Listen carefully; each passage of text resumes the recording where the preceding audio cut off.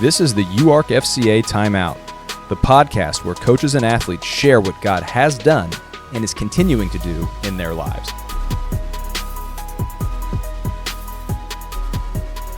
So to the podcast, today I've got Hunter Nicholas with me, assistant men's tennis coach from the University of Arkansas, who I feel like I could just ramble on about all the things that I know about him, but I don't think there's anything better than to let him introduce himself and tell us a little bit of his story, and most importantly, when you first started following Jesus for the first time. So Hunter, if you wouldn't mind just telling us about who you are and kind of your faith background.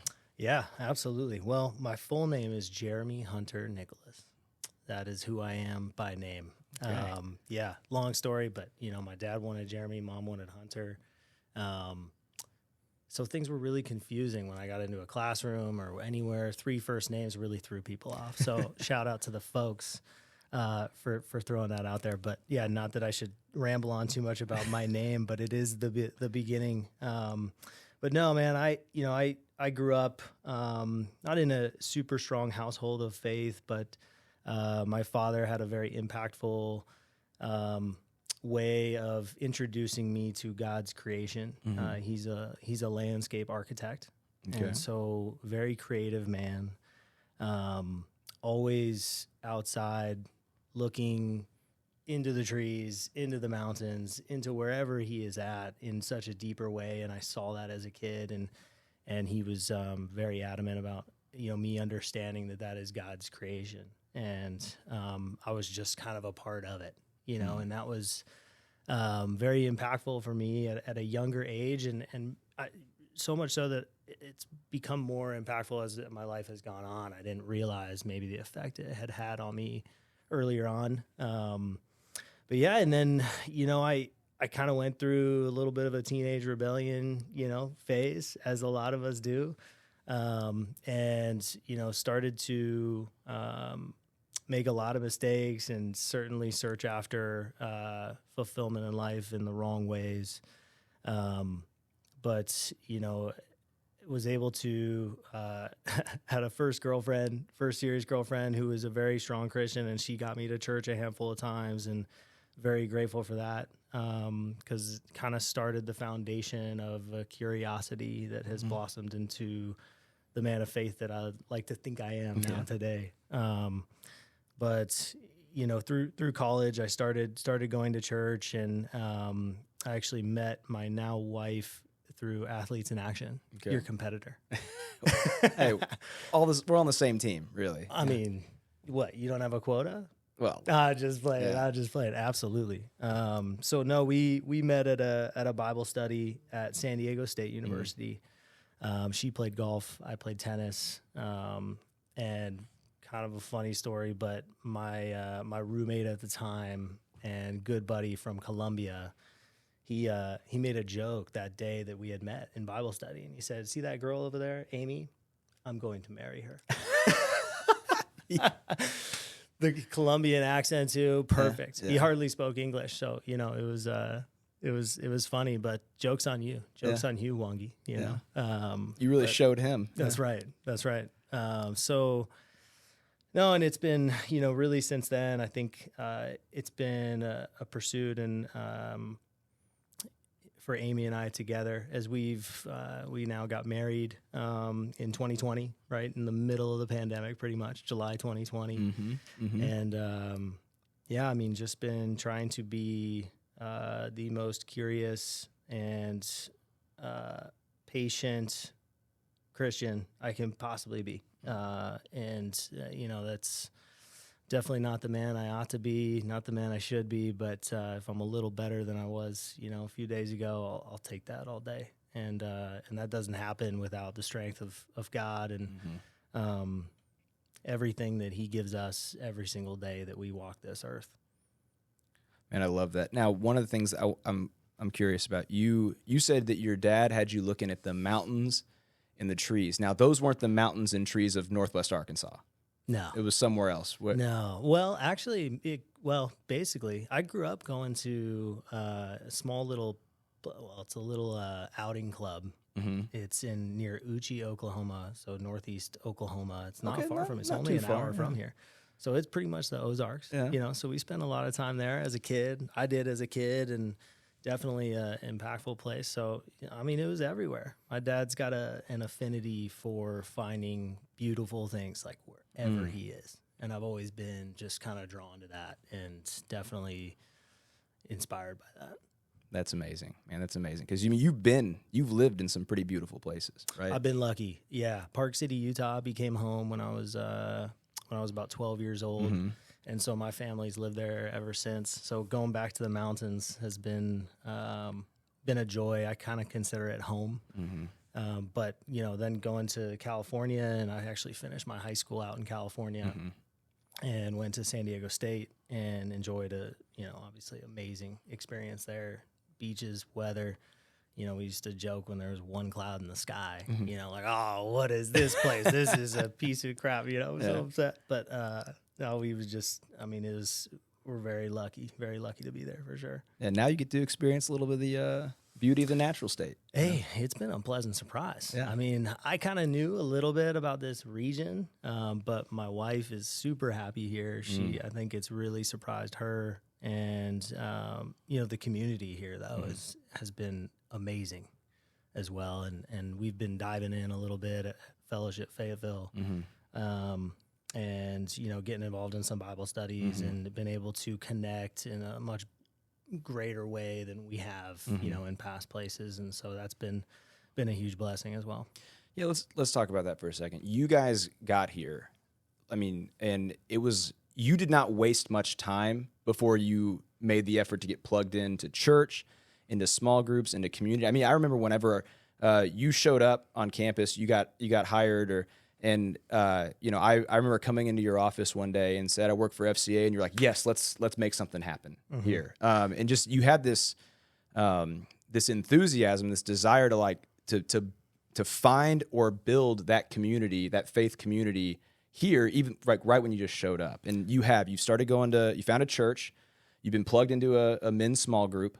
I'm just curious, what have you been learning over the last couple of years now, a year and a half or whatever it's been, whether it's through that church, through that small group, or like, as you mentioned, you became a dad recently. What's God been teaching you over the last year and a half? Well, I'll have to correct you on what you said earlier, but I think it was maybe my first day of work, man. You popped in my office and I'm like, man, here's this guy, FCA. This is unbelievable. You were incredibly welcoming, and that kind of hit home because, it was a transition for us here, but something we were really looking forward to. Logan, Utah, where I was previously at Utah State University, was an amazing, beautiful place. We had an awesome 3 years there, but a little tougher to connect with. It is a heavily Mormon populated area. And so coming here, we knew a little part of the Bible Belt, there would probably be a few more churches, out here that we could probably connect with. One or two more. Right? Yeah. And so, no, man, super grateful that you popped in that day. And, we've been on a little bit of a mission since moving here. And we knew that while we were moving here, Amy was pregnant with Penny, she's now 10 months old. And so we knew that we wanted to get plugged in. We wanted her to be raised in a Christian home, where she knew God's love. And that was, and that was only going to happen or be made possible if we were going to connect in the community and get more involved in that way and serve God in any way we can, in addition to, our jobs and our home life. So, that's been, and Amy's been so supportive, and she grew up in a strong Christian household, and her folks are amazing and constantly encouraging us to pursue our faith as well. And so, yeah, that goes a long way. But I would say, to kind of answer your question directly, I think lately, obviously, as a father, becoming a father, which teaches you patience and understanding that I love God's sense of humor, in these situations, because you're like, all right, well, yeah, let's go. Why don't you go to Hawaii for, 5 days with your team and have a great experience? And it was amazing. And I get back and I know that, I'm going to be busy at night, tended to Penny. Amy's going to need a break. Yep. And, sure enough, then we got a couple of snow days and daycare's closed.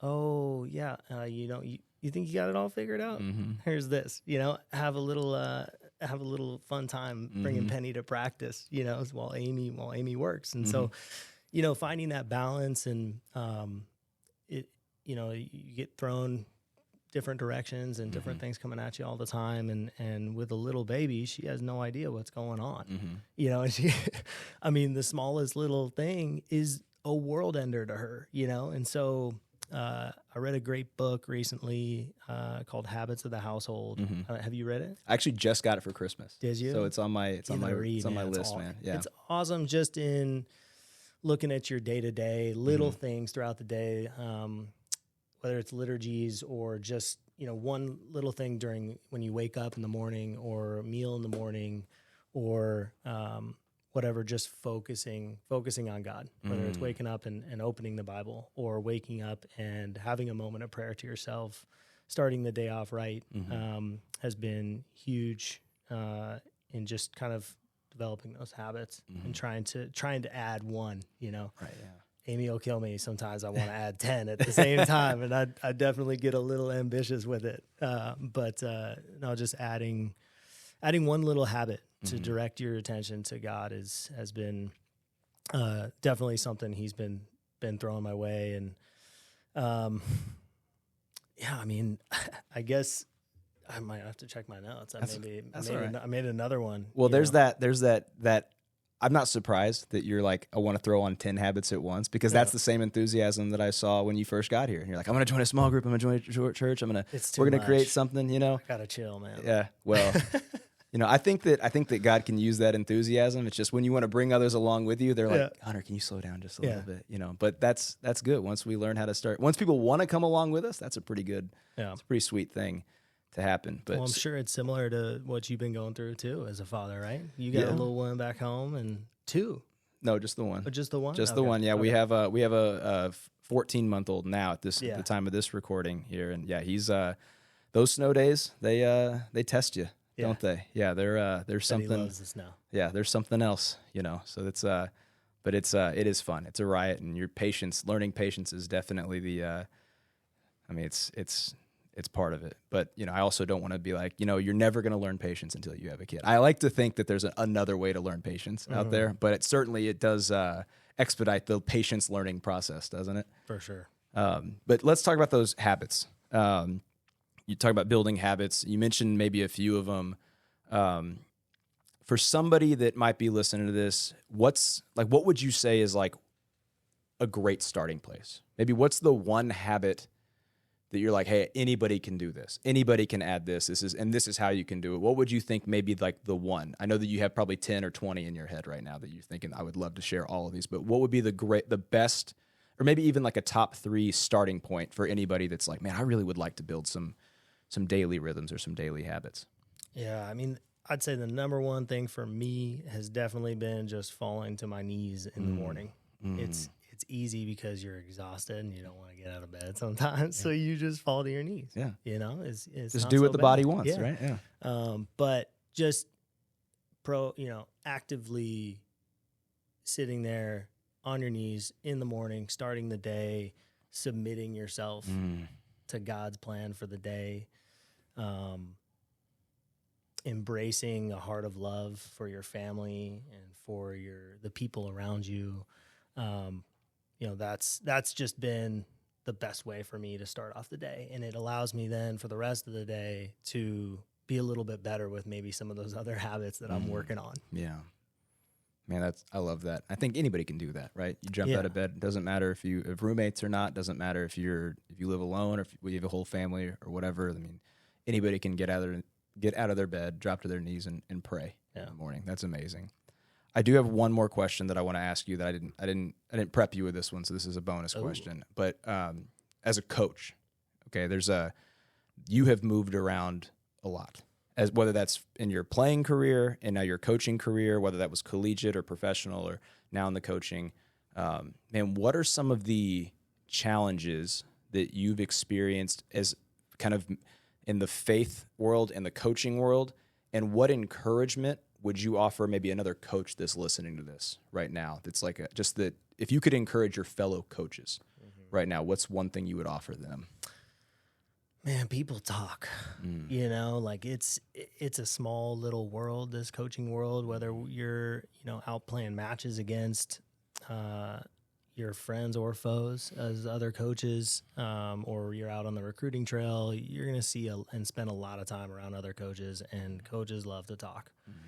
And, you know, it's definitely one thing that I've been working on, and just kind of having more love for my enemies, you know, for the guys out there that I have a really hard time seeing eye to eye, and I just want to, you know, freaking pull their teeth out, you know, sometimes. And it's so frustrating. And we live in such a competitive, high level competitive environment that sometimes you just want to hate that guy, you know, you want to hate that other coach, and you want to destroy him, you know? And so I would encourage, and something I'm definitely working on and I can get better at, just have the patience to sit and think, man, put yourself in that guy's shoes or that gal's shoes, and think about what they could be going through, you know, in their personal life. Everyone's had a different background through coaching, through their life. They've had different experiences. And so, you know, something I definitely try to do and working on and thoroughly pursuing is just putting myself in other shoes and understanding that I don't know the full story. And there might be things you hear on the outskirts, but it's not the full story. Yeah. There's like a choose empathy, essentially. Yeah. And that's really, I can see how that might be really difficult to do when you're in the spirit of competition, because on paper, it's your job to win. Right. And I think there's still room for that to try. I mean, everybody's trying to compete and win, but choosing empathy.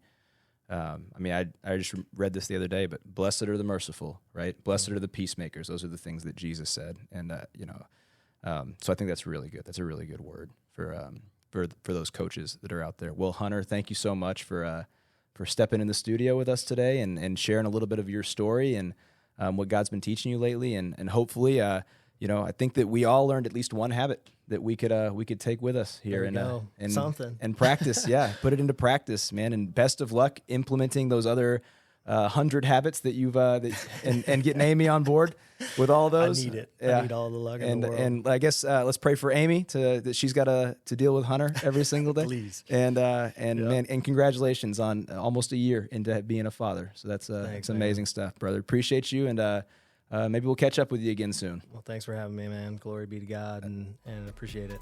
Yes, sir. Thanks for listening to this episode of UARKFCA Timeout. If you enjoyed the story, learned something new, or both, consider subscribing and sharing this episode with a friend. You can follow us online at UARKFCA, and always remember to take the time out to recognize that you have a powerful story too.